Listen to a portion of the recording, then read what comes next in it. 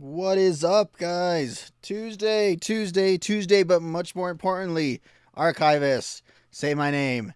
Happy Lagwagon Day. Happy Lagwagon Day, everyone.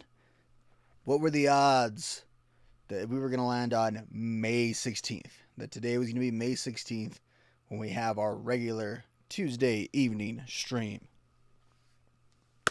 Glad to be doing it. Glad to be with you for about an hour and a half or so as we have our little Lagwagon Day party. This is going to be completely different than what we've been doing on the streams, okay? I've been doing like these sort of long form podcasty narrative based streams, and we'll continue next week when we talk about Recipe for Hate. That's going to keep on going. But this week I thought, you know what? It's Lagwagon Day. Let's just kind of celebrate Lagwagon. So here's what's going to happen. You're going to listen to May 16th way too many times. Different versions, of course, that I'm going to put you through. And then we're also going to just check out Lagwagon songs. We're going to break down like 7 or 8 of the really great Lagwagon songs, maybe like their most commonly played songs we're going to break down. Yeah, Archivist, man, there's a lot of pressure from you on this one because I know how you feel about Recipe for Hate. So that's going to be brutal. It's going to be brutal on me to live up to the standard there. What angle? I don't have the angle yet exactly that I'm going to take on Recipe for Hate. So that's going to be one of those deep, meaty episodes next week. This week is going to be a fun kickback. Let's just chill out and check out some Lagwagon. So give you guys about a minute or so to pop in, get comfy, and we'll hit all kinds of incarnations of Lagwagon. All the clips too. I think I have a nice sweet spot between like 98 and 04. Almost everything we're gonna watch today comes from. What do you guys think of the Riot Fest lineup? I'm okay with not going. Not that I was gonna go, but I'm more than okay with not attending Riot Fest this year. I didn't think that lineup was that great. It seemed a little more generic rock than punk. There's some stuff I would have liked on it, but not that into it. There's better shows to go to.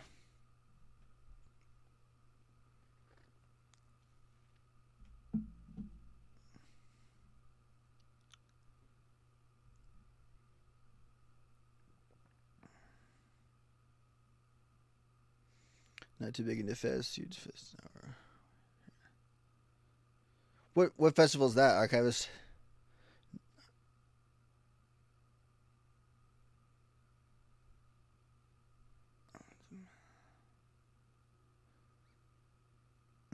Penny, Pennywise and Pantera. Remember we were making the comment about them being like the bro bands. Oh yeah, nice. We're going to punk rock bowling. Oh yeah, Rockville.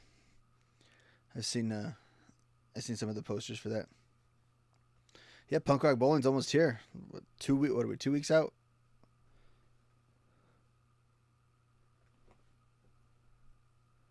Daytona. That's gonna be hot. Both those are gonna be hot, but at least you got the respite of Vegas in that one.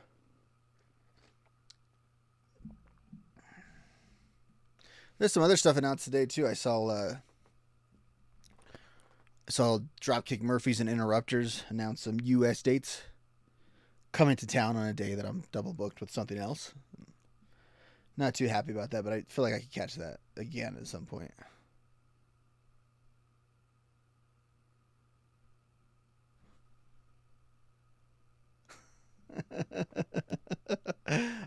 Josh. Perfect. Perfect segue there, Josh. You are a professional. Okay. So it's Lagwagon Day. And let's go ahead. Let me mute this real quick. Let me mute my desktop audio while I set this up. I thought for our first tour into Lagwagon Day, let's go ahead and check out Lagwagon in like 2002, playing May 16th. And this is at, I want to say,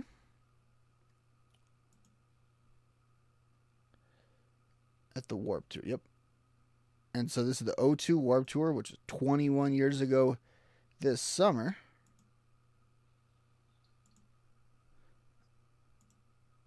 And let's check out the song of the day as it was presented way back in 2002. Just before Blaze came out, that we broke down a couple weeks ago on this very stream.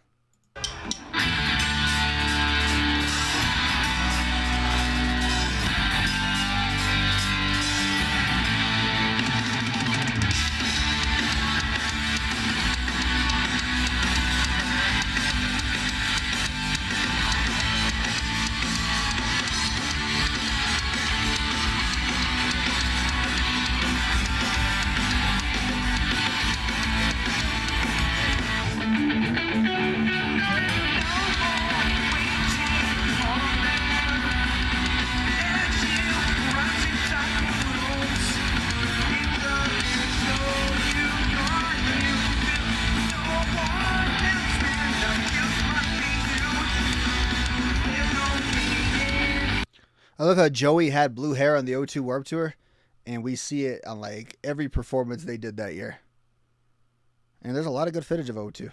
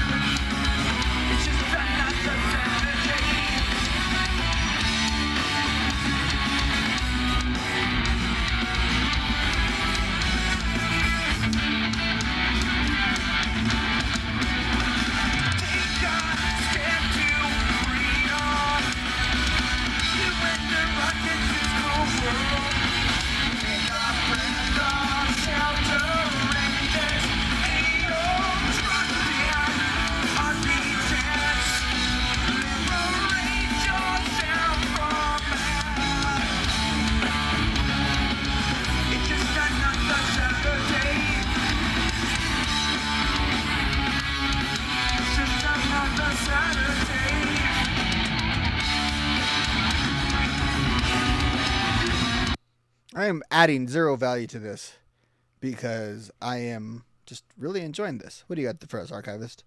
They actually passed out a sampler demo that included 2 different versions of 2 songs off of Blaze a few months before it came out. It's a 4-song sampler with Dillinger 4. Yeah, and it had some, I think, of the more obscure Blaze songs on it too, didn't it, Archivist?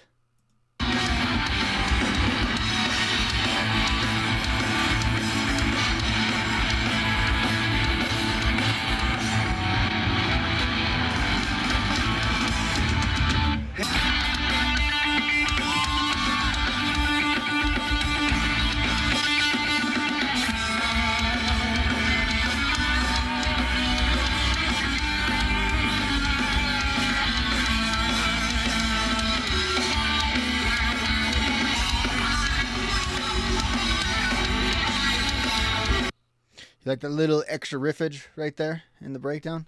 Not exactly there on the album, or doesn't it sound exactly like that on the album?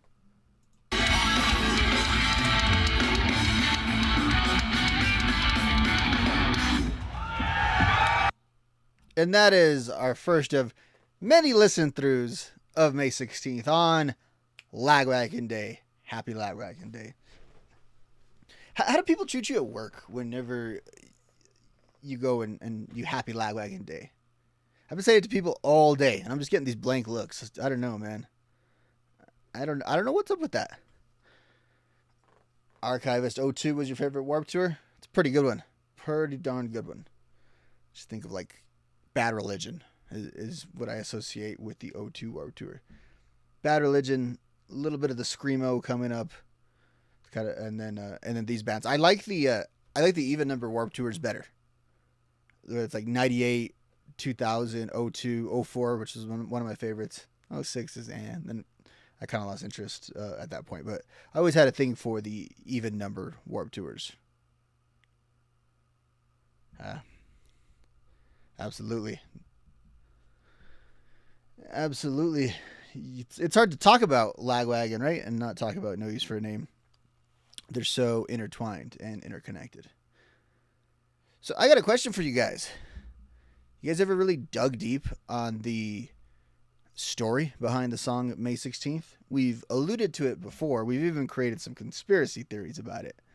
But I think for the purposes of this stream, let's go ahead and just get it straight from the horse's mouth.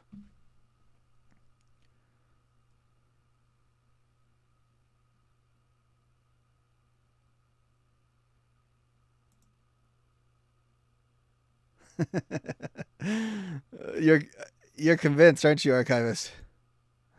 You're 100% convinced. All right. So you guys may or may not know the basic plot, but we'll get it officially here. Now, Joey Cape has talked about the meaning behind the lyrics of this song in several different places.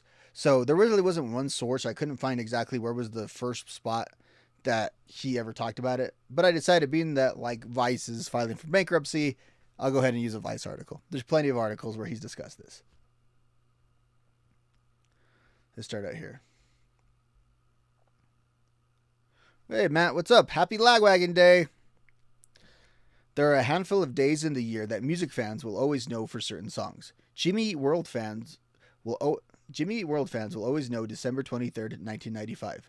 Pedro the Lion and David Bazaar fans will wonder who passed away on June 18th, 1976. Jawbreaker fans will wonder what went down May 4th, and so on. One of the biggest days in the punk calendar year is today. Today, May 16th, because of the song by Lagwagon. Written by Lagwagon vocalist Joey Cape, the song holds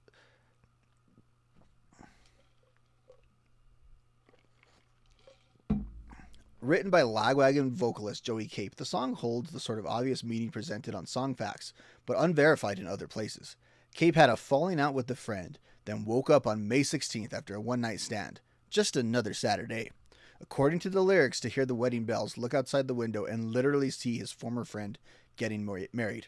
Now, this story has ruined the whole idea of going to one of those like fancy hotels where they have weddings in the middle. You know what I mean? Completely done for me. Why?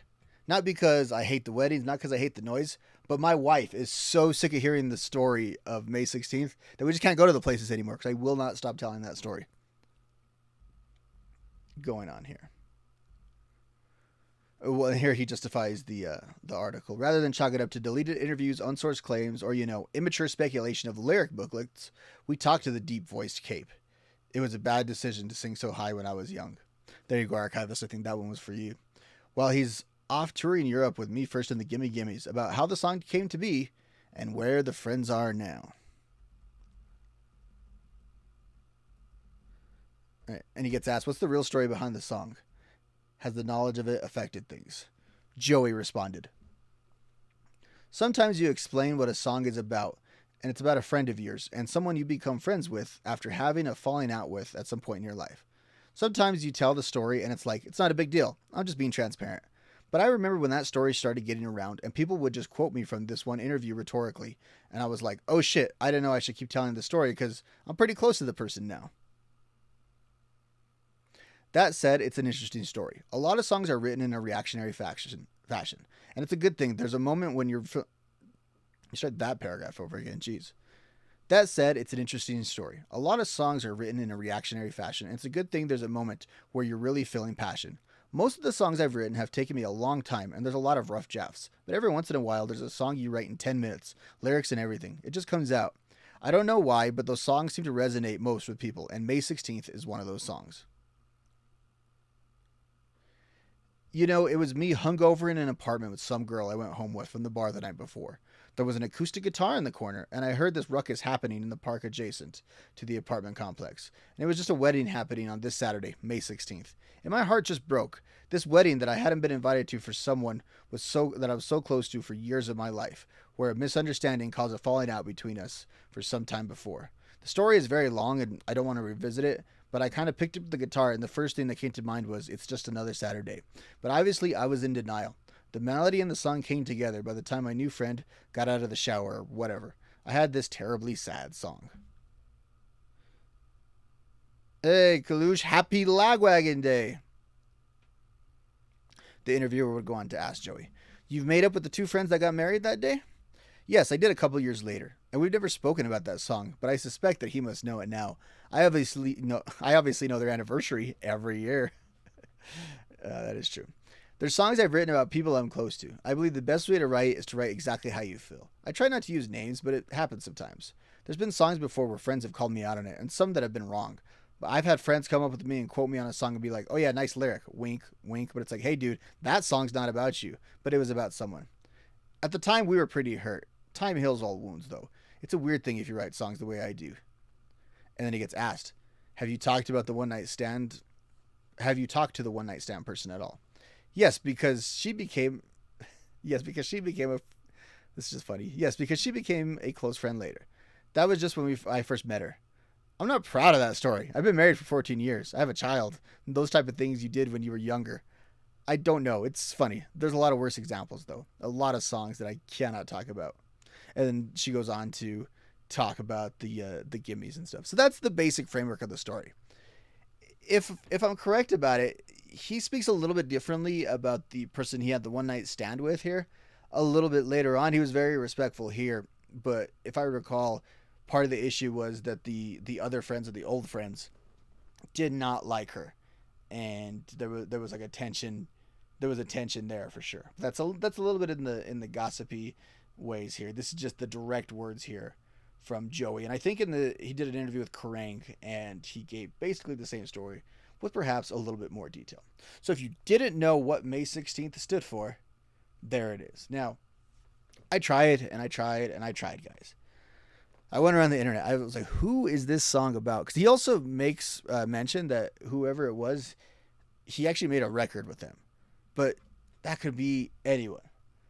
So what we're going to have to do is we're going to have to, like, check out who got married on May 16th. Obviously, probably prior to 1998, like May 16th in 98 or 97. We're going to have to check all marriage records to find a punk rocker in there.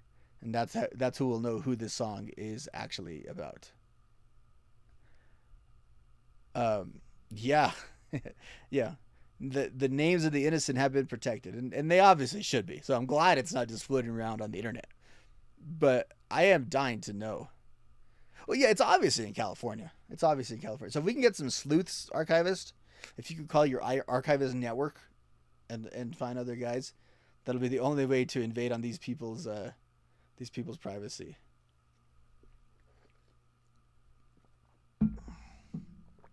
So that is the story of May 16th. That is why people are shouting Happy Lagwagon Day everywhere you go today. Or maybe not everywhere you go, but definitely everywhere you go online today, someone was yelling, Happy Lagwagon Day, Happy Lagwagon Day, Happy Lagwagon Day, Happy Lagwagon Day. Are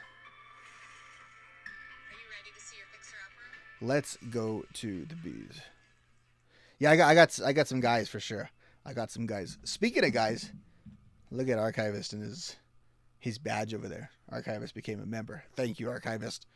Did not go unnoticed. All right. Well, I don't want to listen to May 16th again because we're going to do that like 7 more times. Instead, let's get a little classic with our Lagwagon diet. What should we do? Oh, I know. Let's take the song. Go have your shot, Archivist.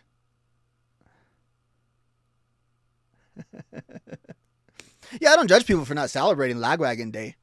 That is on them, man. If they don't celebrate Lagwagon Day, they don't celebrate Lagwagon Day. I mean, I don't try to judge. I'm accepting of all people. I might think you're stupid, but, I'm not going to judge. All right, let's check out. All right, this is the Lagwagon. I'm an RKL fan. Well, there's a little connection, right? Got some bass playing. The influence that RKL had over him. For sure. Let's check out something from Double Palladium. Let's check out Alienate, just for fun.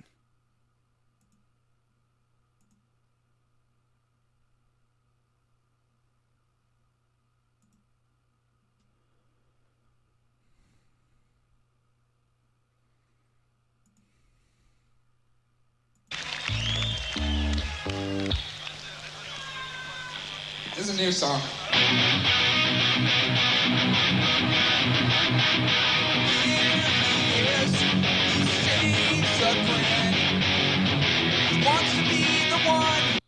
And just for context, this is 1998 with this performance right here. And this album came out in 97, I want to say. So it was a new song.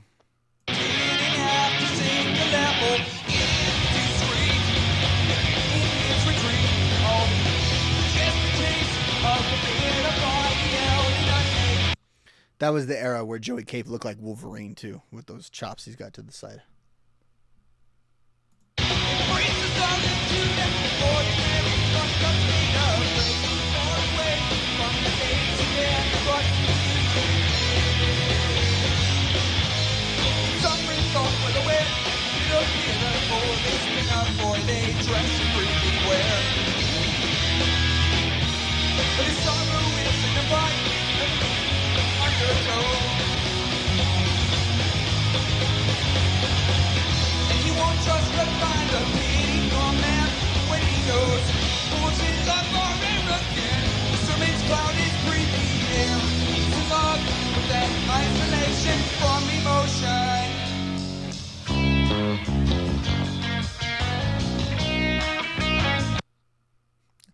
I don't know why I said alienate. This is after you, my friend. This is the opener. Let's talk about feelings. I was like, hey, alienate doesn't have that slow part in the beginning.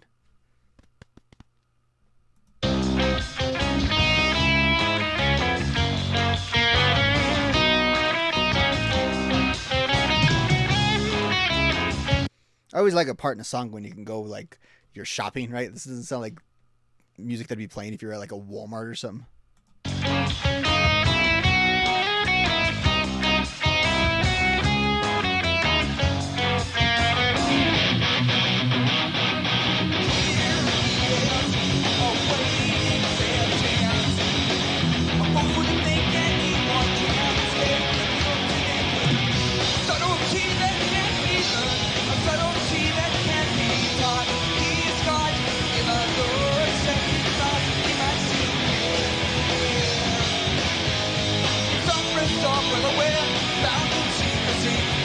Will only dignify their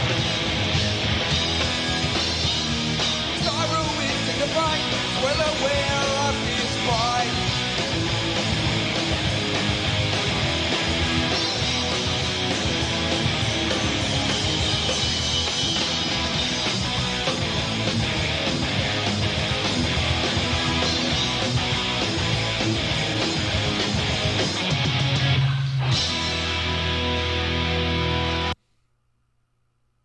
Oh, that's cool. Yeah, you got them. You got to kind of in tandem. NoFX is a good gateway band to these other fat bands. It's funny you wouldn't think of NoFX necessarily always like a gateway band, at least not to other fat bands, right? But I think a lot of people get into like No Use and Propaganda and Lagwagon just on that big glow of NoFX for sure. I love the way Let's Talk About Feelings opens up, and I talked about it last time when we talked about Blaze. I love the way that album closes.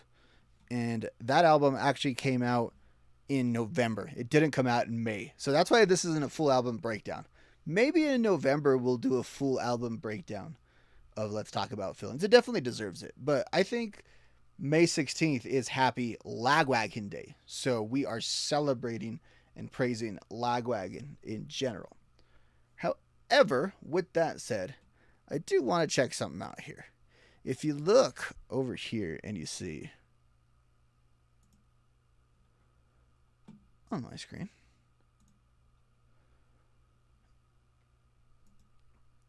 I tried to find reviews on the album, and man, this was some real punk rock stuff, even though it feels like a big album, because there's just not a ton available contemporaneously. A lot of people have reviewed Let's Talk About Feelings in retrospect, but not a lot of people reviewed it at the time in a way that it was published and maintained online. But what I find interesting about it is that, as you see an interview here from 2018, so that's like a 20-year retrospective there, is May 16th itself isn't exactly mentioned in a lot of the contemporaneous reviews. Yes, it caught on as a song, but I think it grew in later years. A lot of it too obviously was due to its inclusion on the Tony Hawk video game, which is a huge deal. And I think Punk Rock NBA has like a video or two about the importance of video games, and specifically the Tony Hawk video game. And this is a song that was in that mix. I think it was on Tony Hawk #2.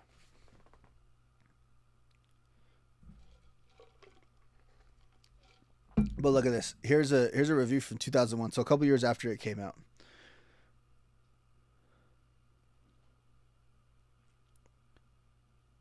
There are plenty of only ifs in life. Only if David Beckham hadn't got sent off against Argentina in the World Cup. If only my ex-girlfriend wasn't a lesbian. All right. That kind of thing. If only the second half of Let's Talk About Feelings was as good as the first. Ooh, there's a hot take right there. In short, half of this CD is the stuff that dreams are made of. The opening salvo of After You, My Friend, which we just heard, Gun in Your Hand, and Leave the Light On are as good as any 3 songs you've ever heard on a punk album. They are simply that good. With Joey Cape lacks in height, he sure makes up in stature. Okay, his vocals may well be an acquired taste. But there's no doubt that this band shit out quality songs without even trying.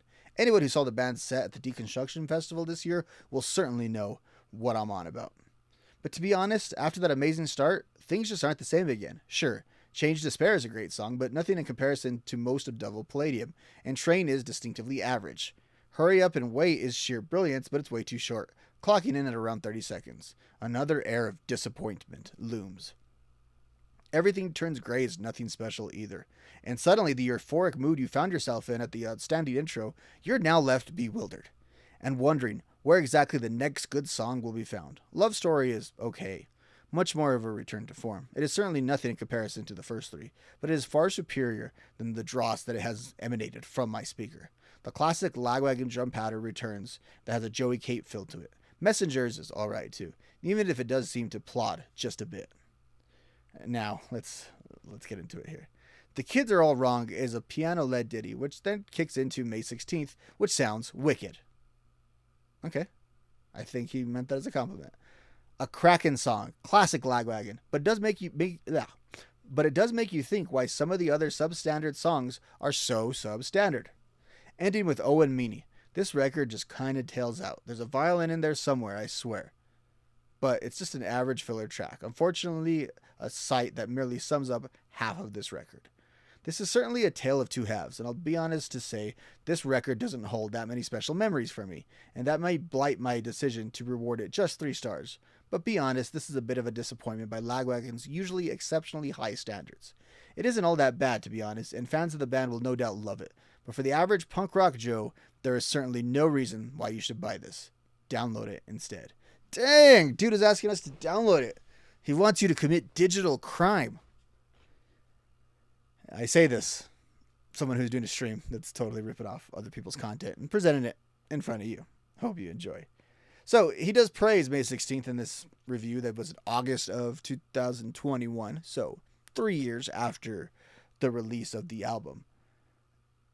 And I think that's kind of correct in that the beginning of the album is stronger than the back half of the album. But that ending sequence from The Kids Are All Wrong to May 16th to Oh and Meanie is one of the great sequences on an album that you'll ever find. So got to disagree with whoever this dude was in 2001. But there just wasn't a lot of it. There's this one here, and maybe we'll get to it, maybe we won't.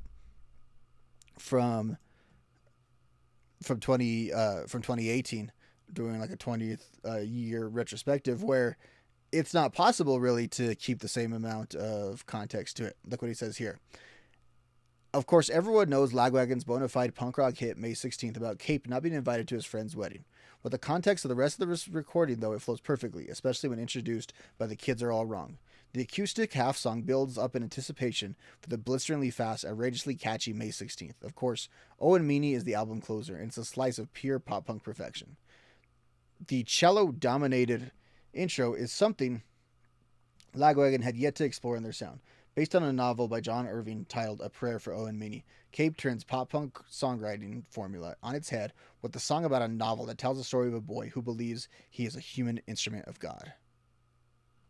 Last time you saw Lagwagon was at the small venue. Oh yeah, yeah, yeah. That's kind of when people got back on tour again. How did the caper sound at that one, Josh?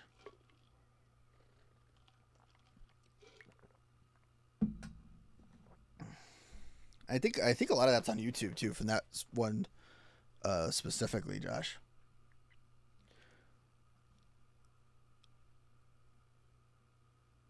All right, Mia. I hope I'm saying that right. Mia, Milan. Glad you love Lagwagon. Happy Lagwagon Day to you for sure.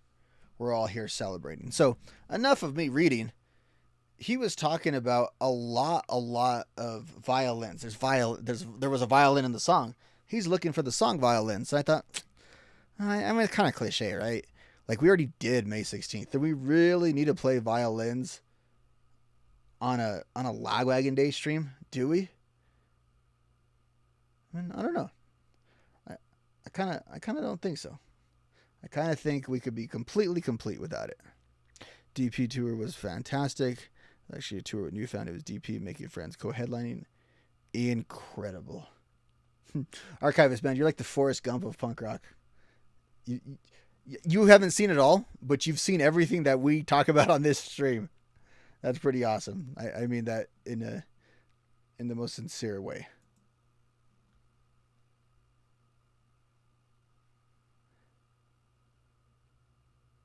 Dang, that's a hell of a turnaround. All right. It's called Bio. So enough stalling and clicking around by me. Let's experience some violins still on the 2002 Warp Tour because that's the one I wanted to use.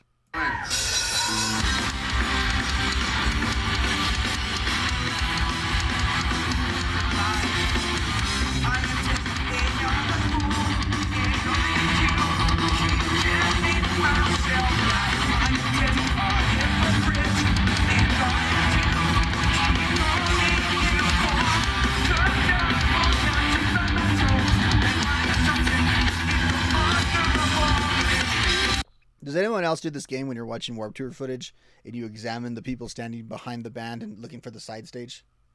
That's like a tradition, unlike any other.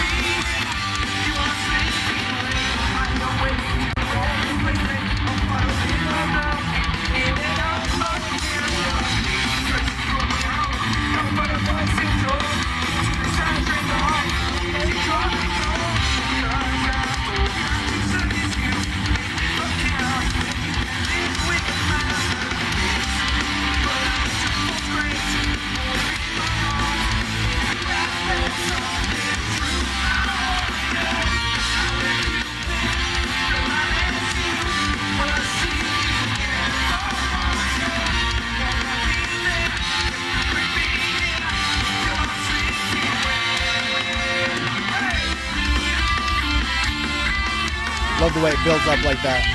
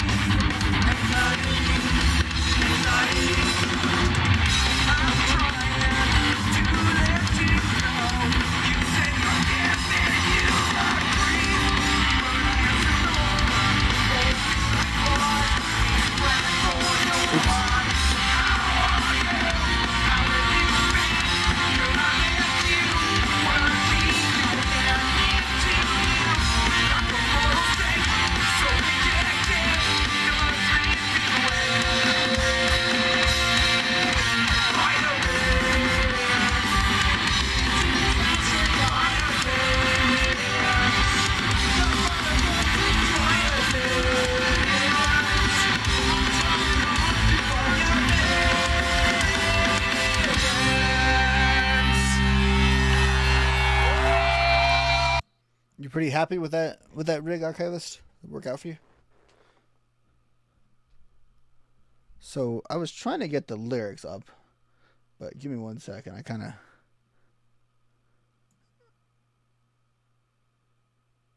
kind of got to do this on the fly real quick. So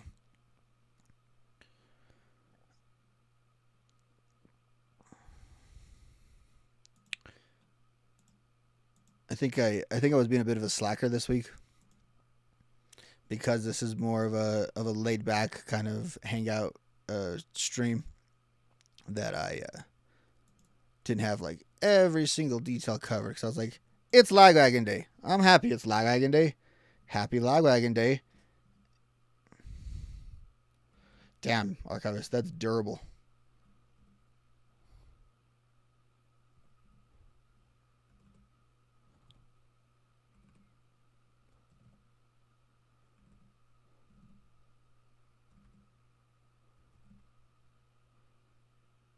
What's up, 31 TV? Go ahead and check out 31 TV's new punk rock channel. He's got tons of stuff going up on there. Original reviews, retrospectives, tons and tons of stuff. Go ahead and check out both of his channels, 31 TV. Always having his reactions of all the stuff. The hip-hop reactions, especially if you're into that. Juice WRLD, Little Peep, he's got plenty of good stuff there. But then also go check out his punk rock review channel where he's got all kinds of stuff, including snippets of a podcast where him and I discussed the best albums that came out 20 years ago. And we also discussed our first shows, which will be up in a couple of days on both of our channels. Here's a little first because I am way behind. As you can tell, I am completely out of organized there. All right, so when we need to put up the lyrics, it is now ready. It is now ready. But what we haven't done in a long time here on May 16th is we haven't celebrated properly.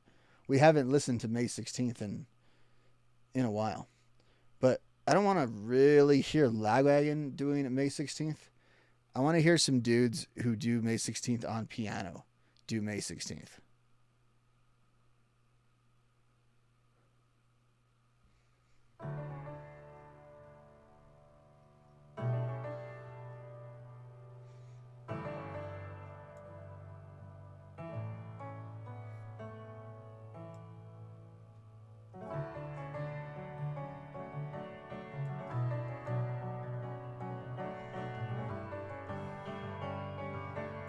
The punk rock masterpiece right here.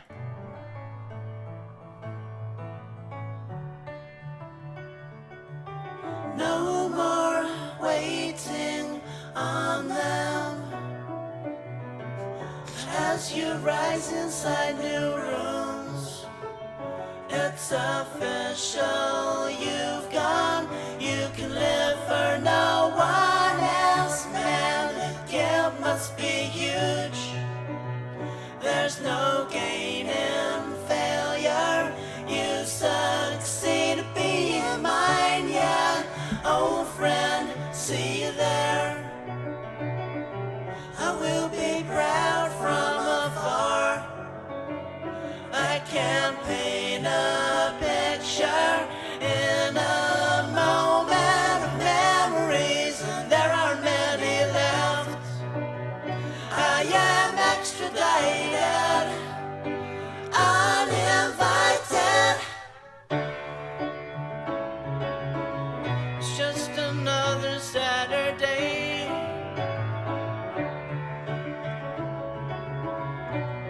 I mean, I am making fun of it, but this is heartfelt as hell. I should say it is Joseph Plays Piano. And I like how the sub here is exactly how I framed it earlier. May 16th, acoustic piano and harmony cover from Tony Hawk's Pro Skater 2. That's the only song you learned, Josh? That's not bad. At least, you know what, though? It sounds like a pretty song, right? It sounds like an actual song on piano. It's not like me where I'm figuring out the chords of the Blitzkrieg Bop and trying to do that on piano. It's not very hard either, but also doesn't sound great.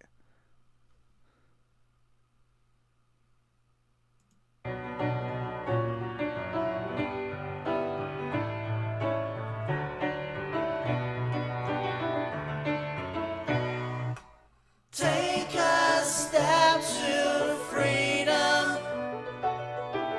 You and her against this cruel world. Take a breath Wait, are these supposed to be two different dudes? Are they the same guy? Because they look just like each other. Hey, I'll trust and allegiance. Liberate yourself from hell. It's just another Saturday. It's just another Saturday.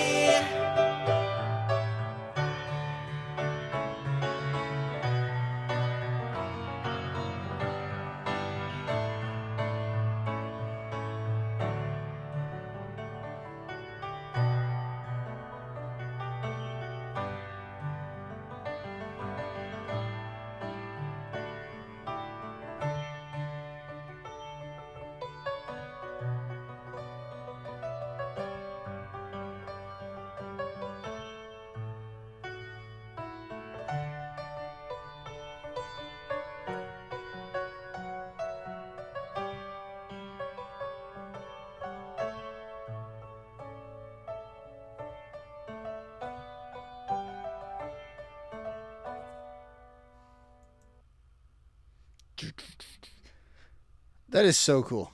That is so cool. Look at the I saw there was REM in there. That is a cool channel. Also at the top of the show, we heard a full piano arrangement for May 16th. See, it's a song that just definitely fits the piano vibe. And it's amazing because it's like, it's undoubtedly just a cool punk rock song. It is, but it can be played in a lot of different ways, and it just has all these little nuances to it that are really, really cool. I really like that. I was just kind of getting lost in it, just like doing that whole thing. But I mean, I can't be wasting time here. I don't want to waste your time. I want to get some sleep though. What I want to avoid more than anything is I gotta avoid some razor burn when I wake up. Thank you so much. This is our last song. Thanks for the shoes. You guys have been awesome. It's called Razor Burn. Because we can't seem to quit the 2002 Warped Tour on this stream tonight. Bye, Vancouver.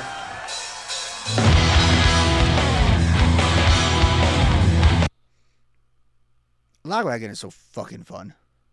And they have sad, like, and deep songs, but they got a song like Razor Burn too. Like, think of that piano arrangement we just heard. Now we're gonna listen to Razor Burn.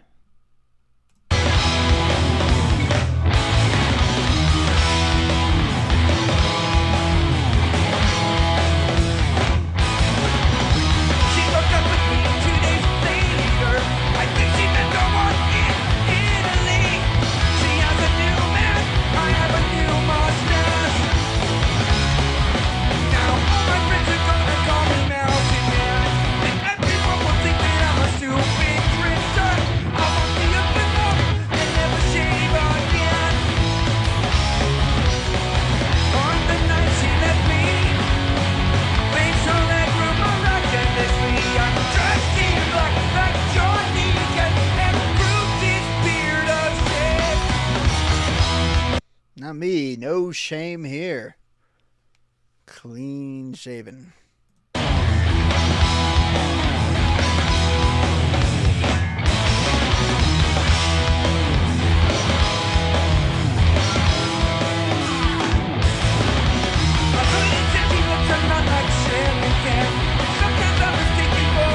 Billy Gibbons.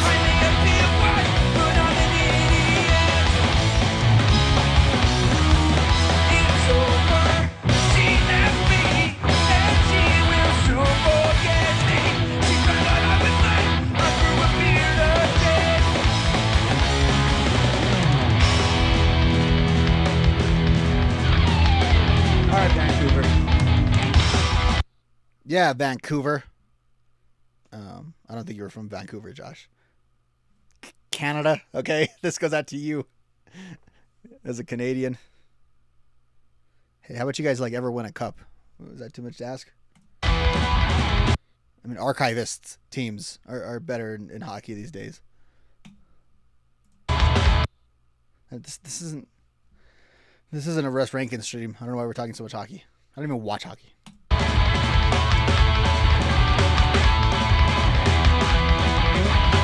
Lakers in 6, by the way. Are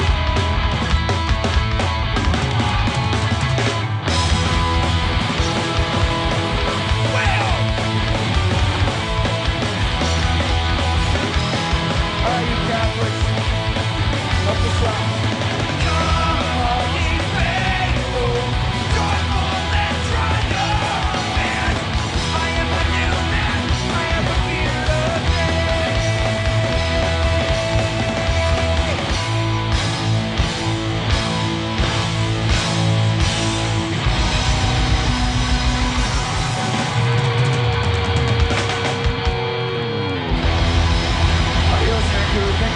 Josh, I am an American. You cannot expect me to know the geography of another country, okay? Public school here, okay? We just think it's a big make-believe on top of us. That's all we know. Heat and yeah, the bubble lives, right? The bubble lives. Heat and Lakers. The whole Final Four is exactly the same. That's so weird.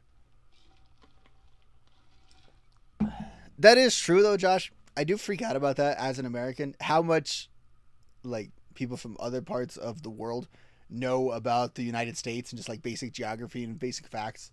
And you ask us Americans about anything from other countries and we're just like, I don't know, that's not America over there. We don't quite resonate the same way.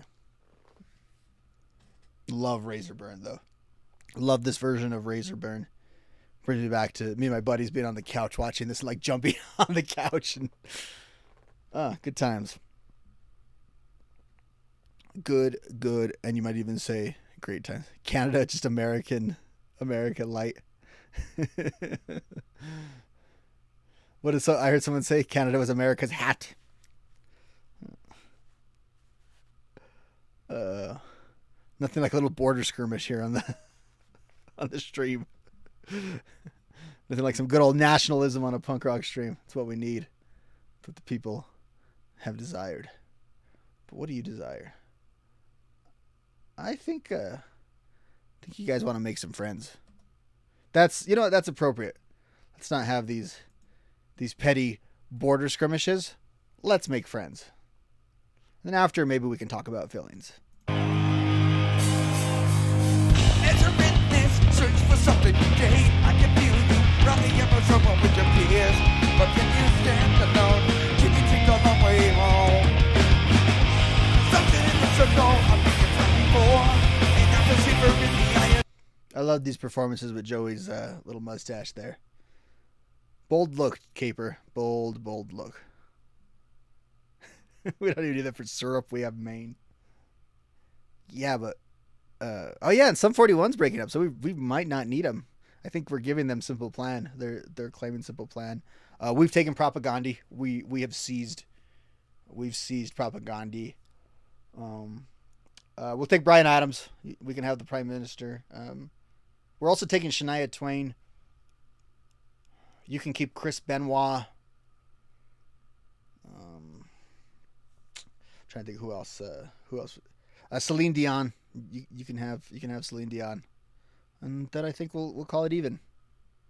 The storm, you can throw yourself only before you for one day. They all answer to they say,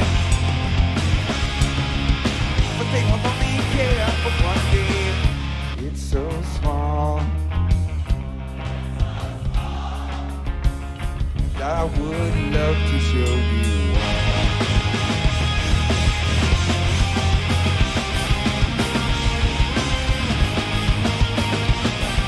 Wait, that's an actual thing, Josh? Like there was a maple syrup heist?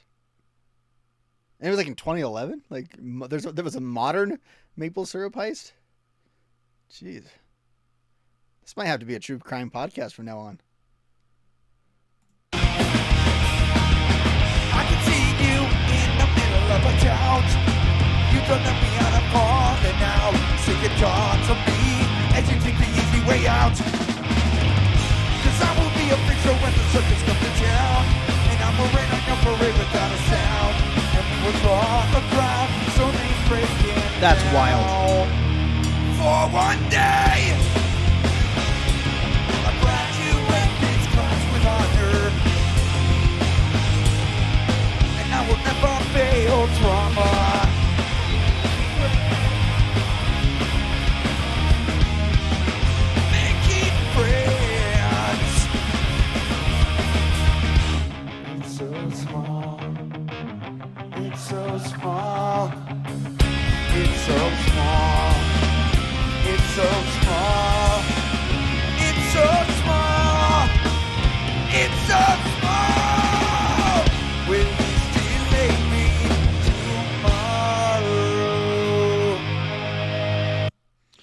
Yeah, not his best for sure. Not his best.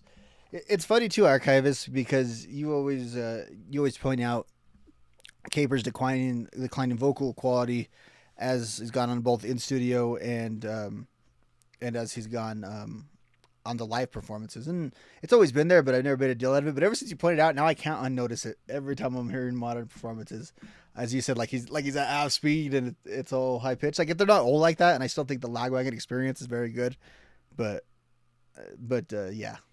Mm-hmm. This is like Resolve. Oh, their brother era was a rough couple of years though. I somehow love Resolve.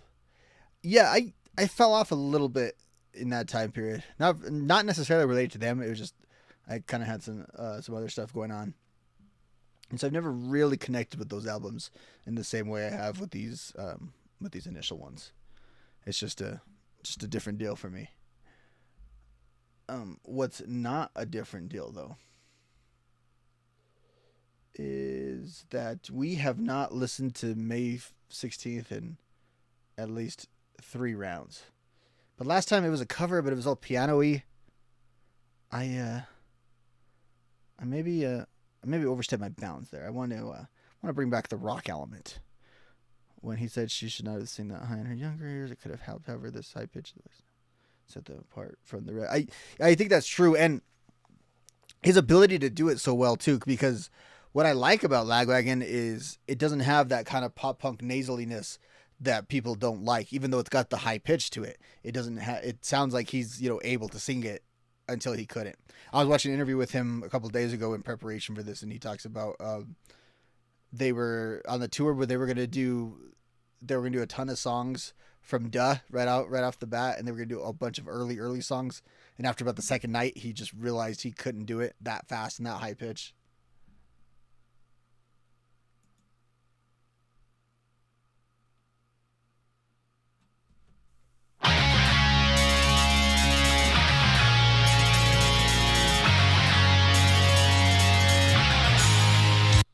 Yes, I will be actually trashed during that episode, Archivist. That's how I'll prepare for it.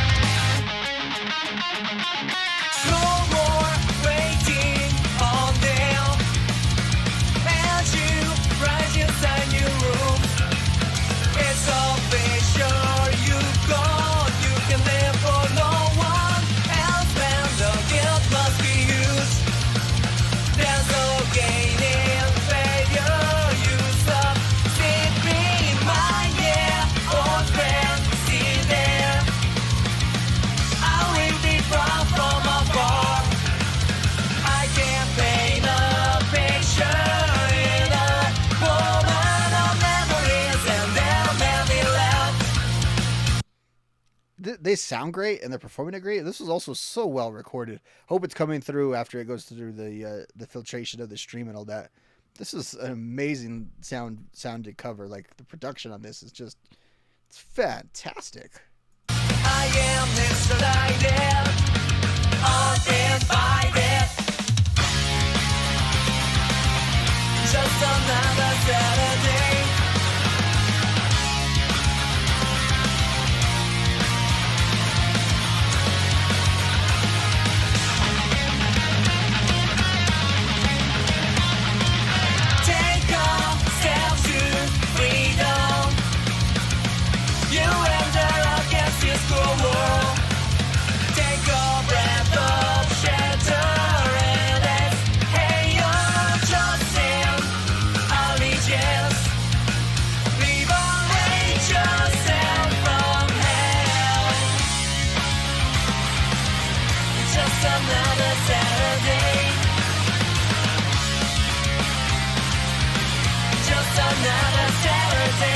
Is this a fact, Archivist?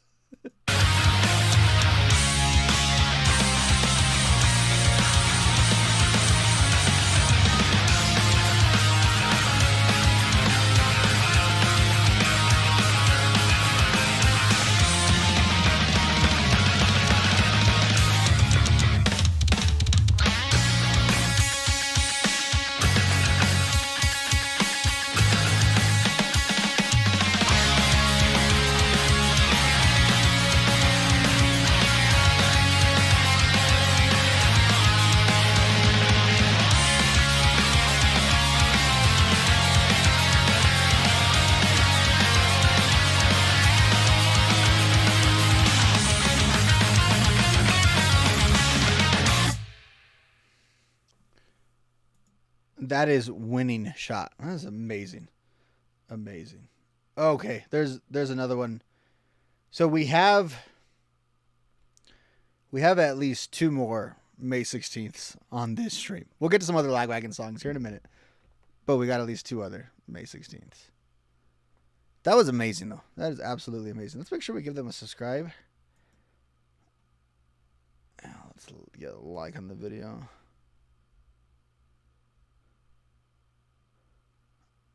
This is fantastic. You should send it to the band. Well shot video too. Yeah, that was fantastic. Amazing. Just awesome. Awesome, awesome stuff. But you know what else is awesome? What's awesome is when I get to go to sleep. That's what's awesome.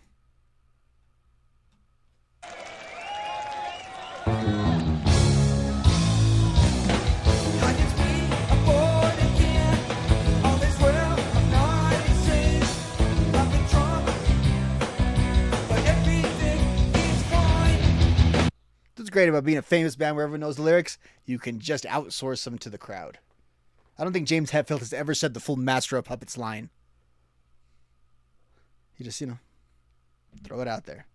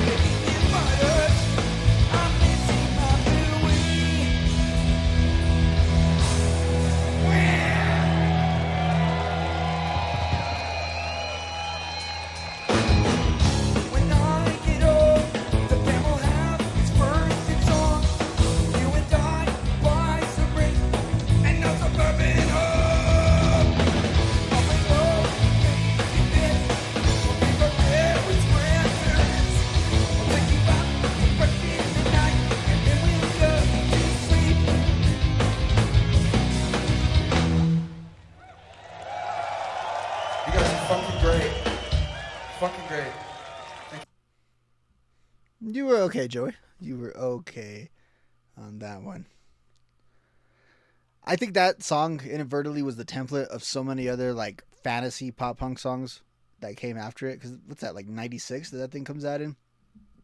That's before the whole late 90s, early 2000s pop punk boom. And it's like songs like that are telling these like fantastical stories and that are a little like delusional. Those are the ones. Those are the ones that influenced like literally everything else. And it's something I always talk about and something that I think needs to be mentioned when you talk about let's talk about Phil Lanes and May 16th, of kind of where it's situated, right? You're in 1998. Like that's the year Americana by The Offspring comes out yet. A lot of the stuff that the 2000 like bubblegummy stuff hasn't really percolated yet. We're still like in the Dookie and Smash afterglow when that comes out. And that's a little bit lighter fare than that. Like it's also sandwiched between Dude Ranch and Enema of the State.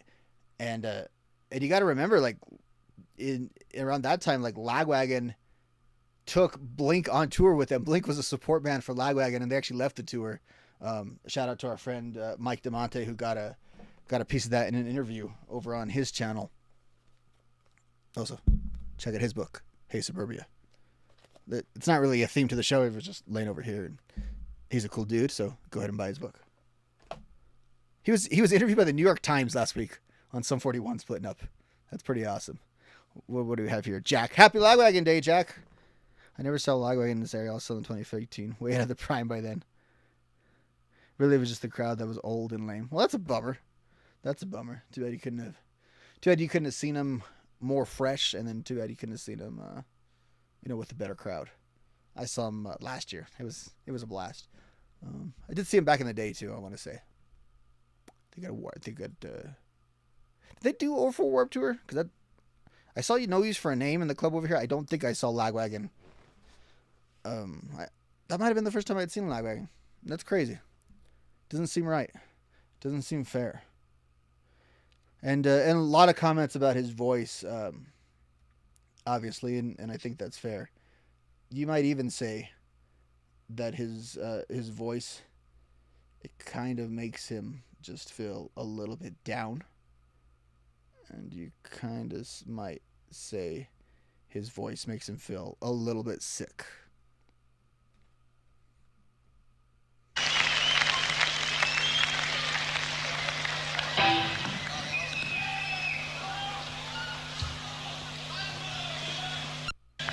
No, but we'll do another song off that record. The song's called Sick. I've been living for years in question, some obsession. Be honest, this is where you learn the word psychosomatic over and over in compilation, especially if you get every band that he was in, Jack. I think that'd be pretty awesome. Bummer that it came up that short. Because that would be something cool to have if we had like an online archive of that. Weird when you have these shows where the band is so far away from the crowd. I know that's typical in a lot of types of music, but you're just so used to watching punk rock where they're just right there, and it's a little bit different. It can be a little bit jarring. Kind of a weird vibe for sure.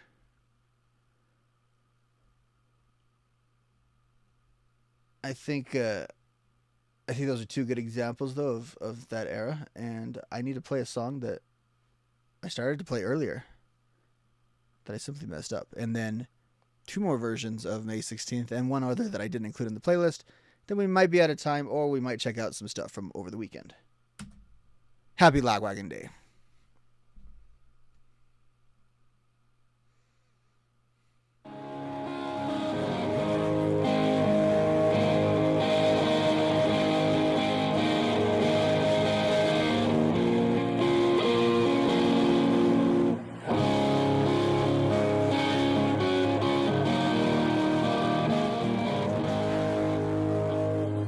That was stupid.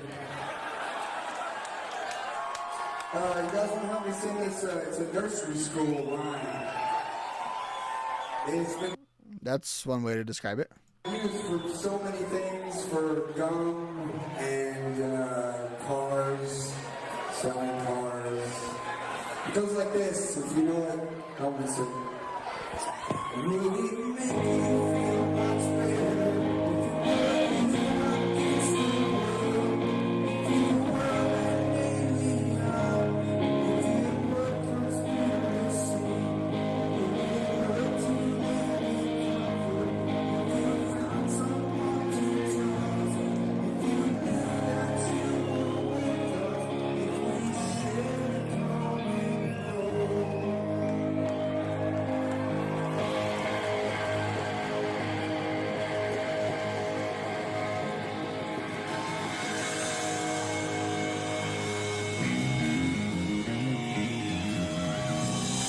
Given that guitar, this ain't the Gimmies.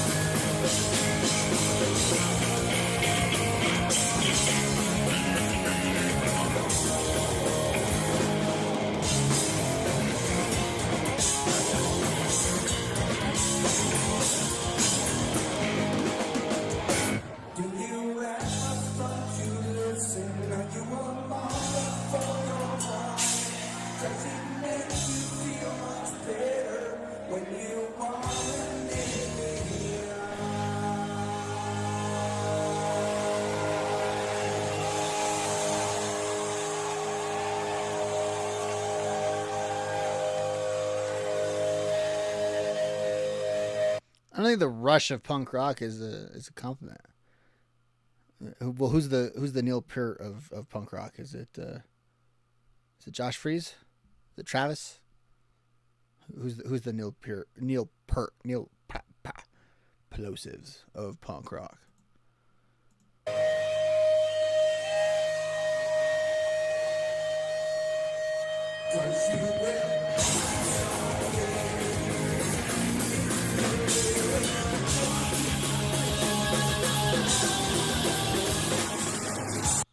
That's something we should come up with on the fly, like the punk rock all-star super group.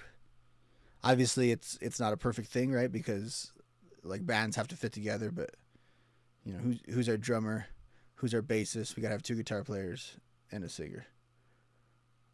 Wackerman, Brooksy, love Brooks Wackerman, love him. Take him over Barker. I can see that. I can definitely see that.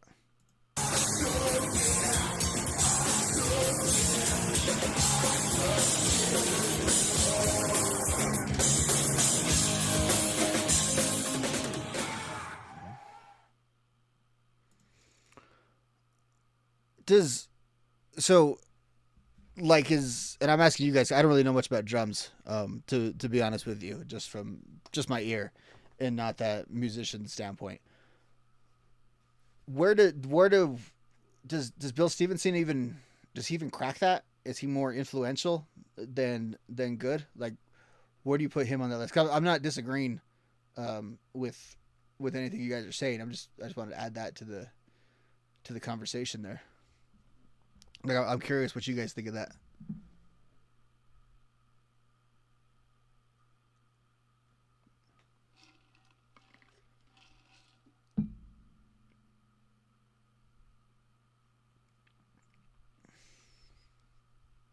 So then, do you think that archivist that the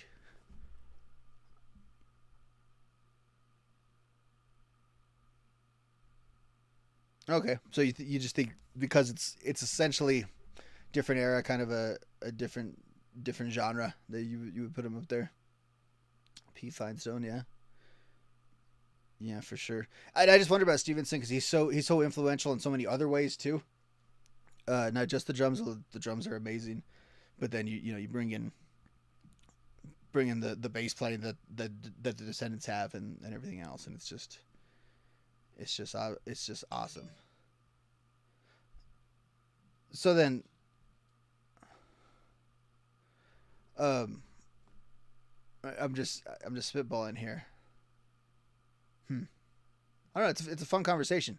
I think a lot of people are like me who just wouldn't be that knowledgeable on drumming other than like I know I like Smelly. Like, you know what I mean? Like he's my guy. Which is I think Mass Nerder it's some kind of like milestone anniversary for that album this year. I forget where it goes on our 2025 or our 30-year timeline. I think it's in the 25.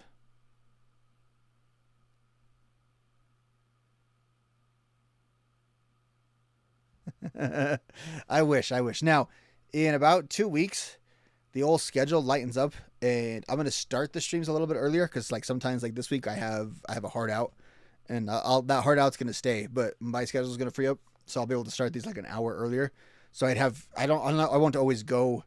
I won't always go 3 hours, but I'll have 3 hours to fill, and I plan on doing a Thursday stream. I'm going to add that to the repertoire too. And that's going to be an afternoon stream for the summer. I don't know. We'll call it like Stoked for the Summer stream or something. That might be a copyright violation. So it'll be something different than that. But there's going to be at least 2 streams a week for at least 2 months in the summer.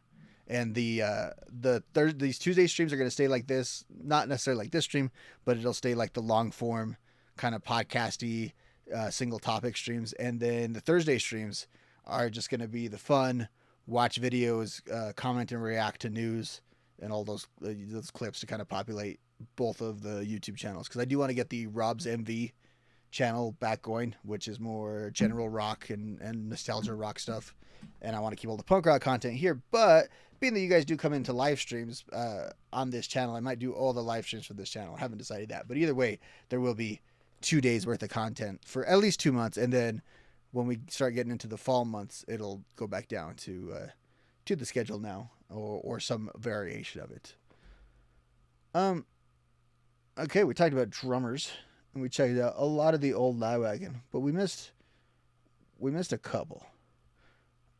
We missed Joey with maybe some gastrointestinal issues over here.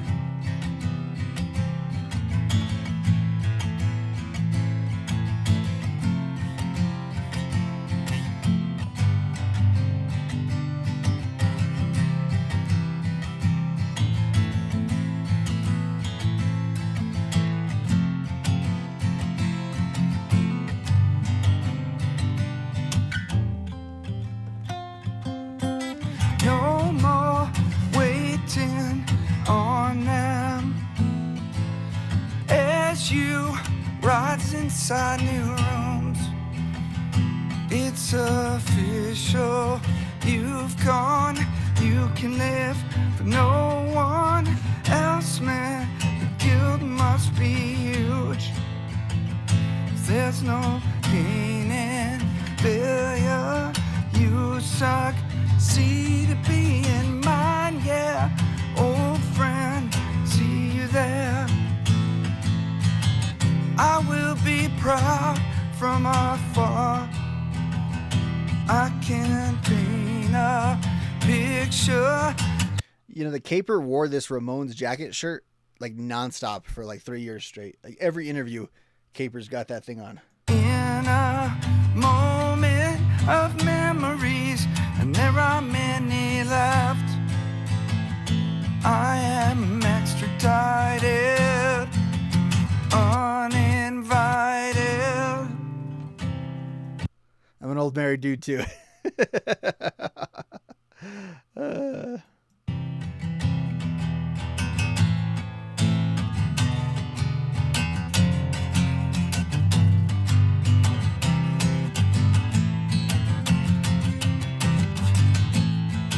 You should have, archivist. You really should have.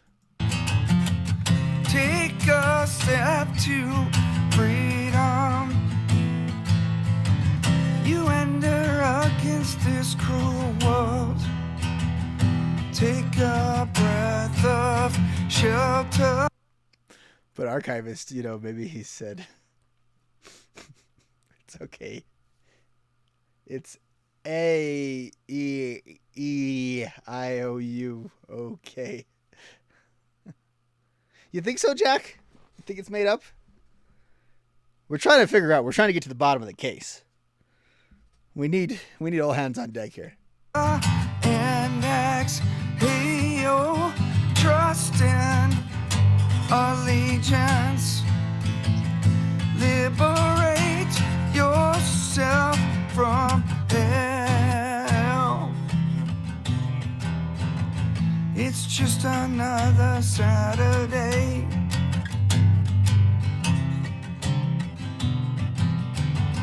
It's just another Saturday.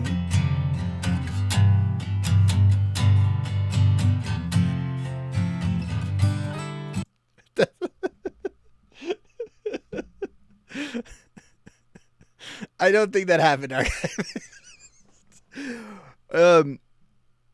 Okay, but Jack, you know what? I'm just thinking about this, Jack. The story, though, I see you not necessarily believing it.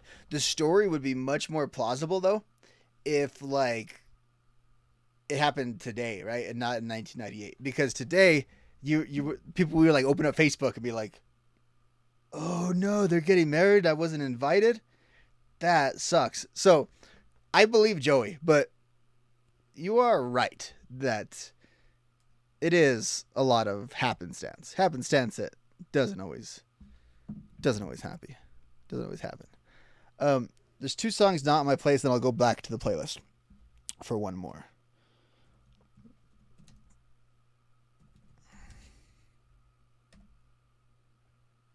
which I'm not sure how it didn't get on here, because not Bombs Away by August. Who the hell's August? Oh, look pretty good. Fat fingers.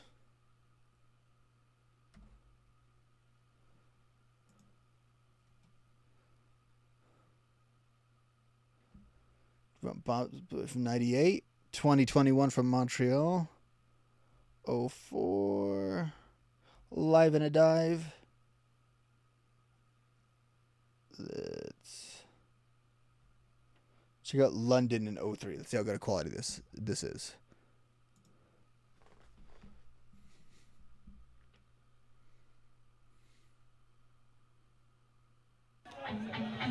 No, I think it's his call.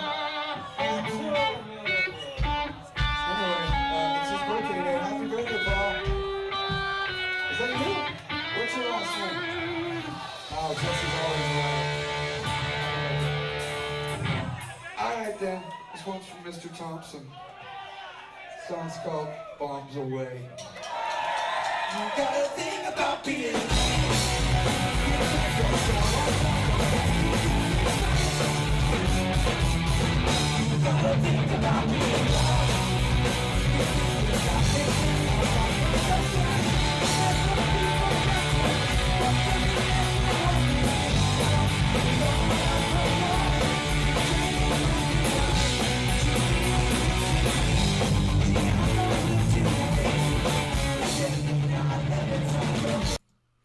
The quality of that one kind of not great.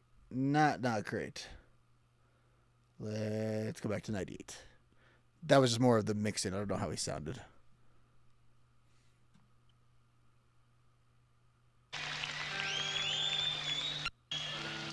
All right, I think we have to quit now. Because Robert Plant and Jimmy Page are going on stage, and we got to get over there and check out some fucking rad licks. Give me Lagwagon in 98 over anything Page and Plant would be doing in 98 or in the 70s. You bring up a good point of how they had to go on these tours, and his voice would have been much more suited to have a day on, day off kind of schedule instead of just doing these punk tours where you're just taking it in the face every single night, and the lifestyle on top of all that. I'm curious what happens to Lagwagon and No Use for a Name if they're just simply on a major label in like 1998, 1999. Do both of those bands become like mega stars?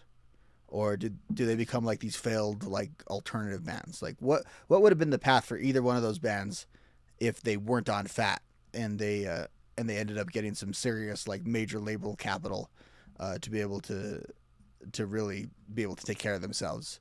I'm just curious what you think of like where those two bands in particular could have ended up, because I've always had the impression that those bands were better musically than a lot of the popular stuff that got popular in the ensuing years, but it was kind of it wasn't that much of a distinction.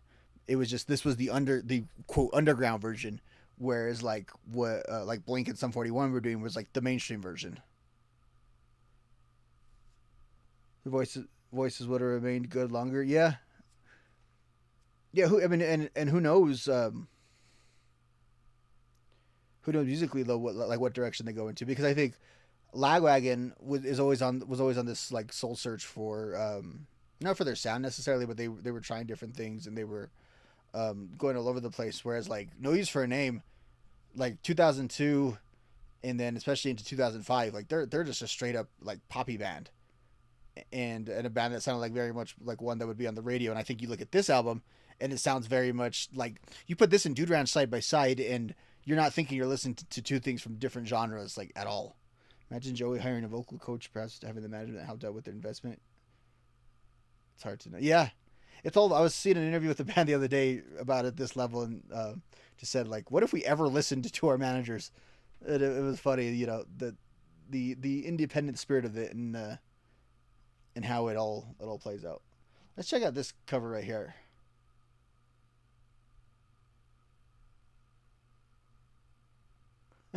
Yeah, I don't listen to that album. I like that song. I've got that album. Got it right there somewhere. I don't listen to it.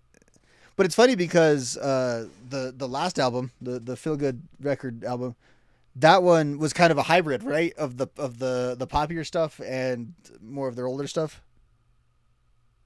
You know what though? But people were doing that in that era though, right? The older guys were getting the emo bowl cuts the way that Tony and them had it, and then like Tony's look kind of changed a little bit after that too. It felt like though, didn't it feel like you could have seen like Tony on like the coffee shop circuit? I think he would have been a candidate. I have no idea what this cover is, but it looks interesting. And it's Lagwagon Day. Let's check out the Downhill Jam doing May 16th.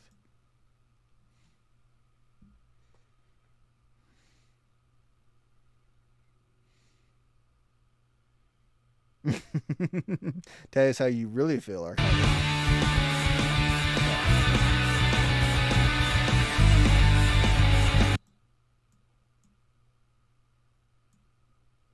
I love that anything made 3 years ago, you know, is made on Zoom, right? Some kind of quarantine cover.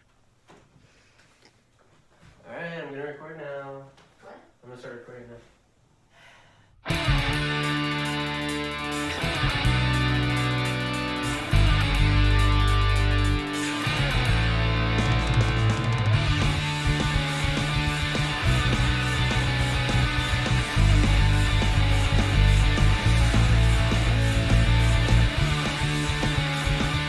Wait, was the dude actually playing Tony Hawk in the background? It's a nice touch.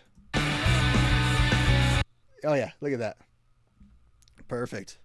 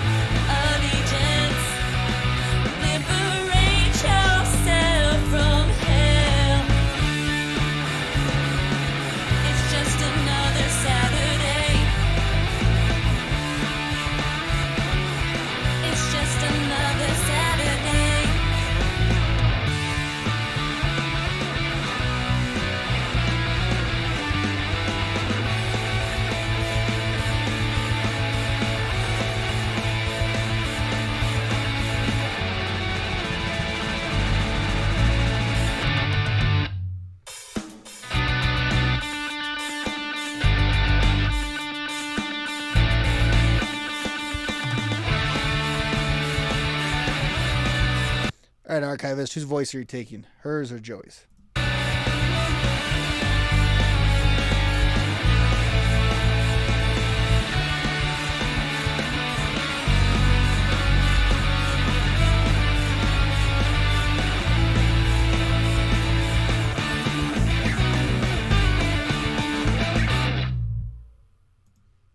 That was the Downhill Jam. Gotta give them a subscribe. They actually did this 3 years ago on May 16th for Lagwagon Day. That was cool. There's one more Lagwagon cover we're gonna watch, and then I think we will get on out of here because I am going to have to go. I hope you've enjoyed our Lagwagon Day celebration. Hope you've enjoyed the unstructured and, quite frankly, format I'm not comfortable. I'm not comfortable with the stream and hang format. It's not what I do. I think I could do it, but I'm not quite comfortable with it. I like the involved in it. But I am enjoying hearing May 16th like 7 different times. It's 7 different ways, and I hope they all sound just a little bit different. And I do this really to highlight what a good song this is, because it is a good song. I don't think it's maybe your number one. It could be. There's a lot of people that it is their number one Lagwagon song. And there's others that would kind of discount it. But I think objectively it's a good song, and that's why it translates to different formats. When there's like these approximations of it, like some of these covers we've watched, whether there's the acoustic version that Joey did, whether there's the piano version, it's a really good freaking song. And at the core of punk rock, I say this all the time, is really good songs. Punk rockers write better songs than people in other genres of music. They might not be the best performers always of music, but they're the best songwriters as far as just songs. That whole spirit of rock and roll, spirit of pop music, punk rock, especially this 90s punk that we like to talk about a lot on this channel, I think has that in absolute spades. So that's why we can have a night like this where we just chill out and veg out to one song. Next week, we will talk about one song a lot because it's going to go like do, do, do, do, do, do, do. That's not it. But I might be a member of a growing populace. We can visit, but we cannot stay. What a relevant song to this day. But we'll just have a little section on that as we go piece by piece over there. I do think, though, earlier we brought up the whole thing about the story maybe being a little too fantastical. The lyrics, though, in isolation, I think are very relatable, of the whole wishing someone else well, and the isolation that you feel.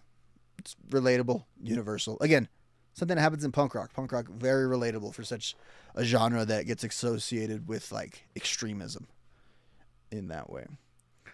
Okay. There's one more May 16th cover that we're going to leave with. I bet you that Island of Shame bass cover is pretty good. We could have hit Mr. Coffee. As you guys are seeing what the Punk God's YouTube page looks like from this end.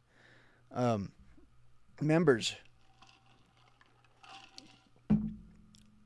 Some of these podcast reactions, like the Punk Historians breakdown of Rancid, a little watch reaction session may be available just to members here very, very soon.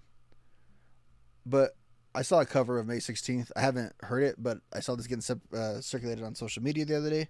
So I thought that this will be the way we go out on a positive note.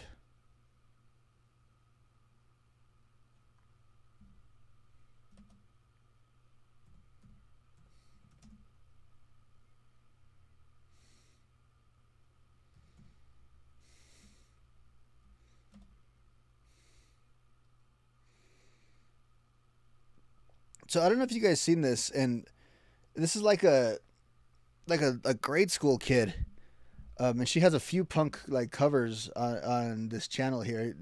Been circulating for like a couple of months, and I thought there's a good way to sort of send May 16th off into the ether. Now, our next act is Summer, playing the guitar and singing. This is going to be great. Give it up for her.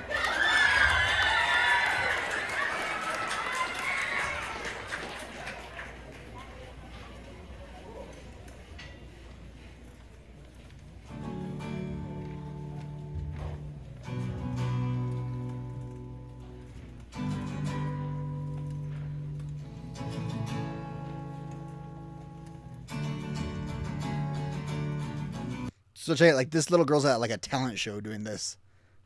In like modern times too. It is wild.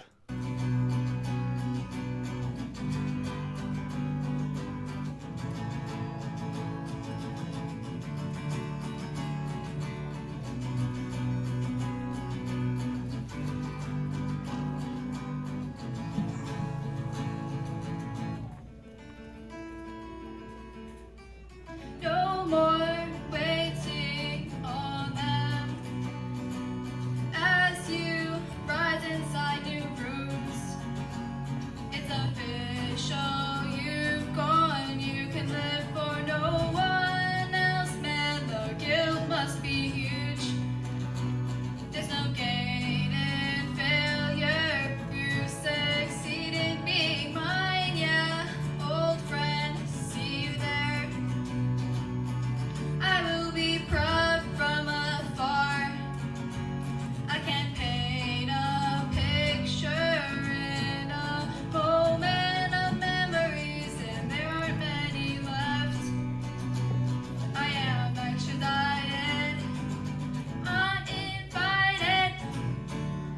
My kid is like struggling with homework in the other room now, like, trying to get through the semester. Whoever this kid is, just knocking out Lagwagon Day. Amazing. Just kidding. Finish your homework. It's just another Saturday.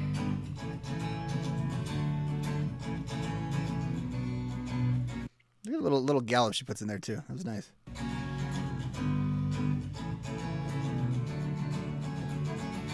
Take a step to freedom.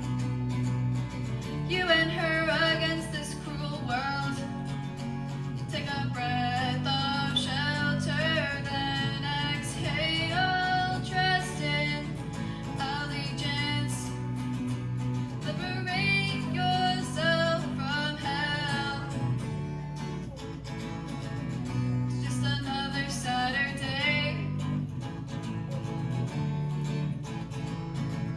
It's just another Saturday.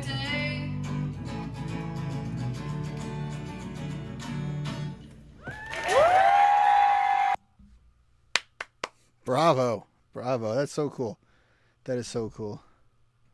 If you look at this channel here,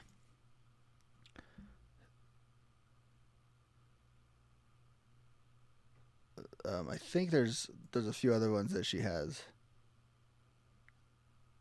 Look at this. Good riddance. Oh, we're gonna have to do a deep dive on this. She has a Misfits cover, May 16th.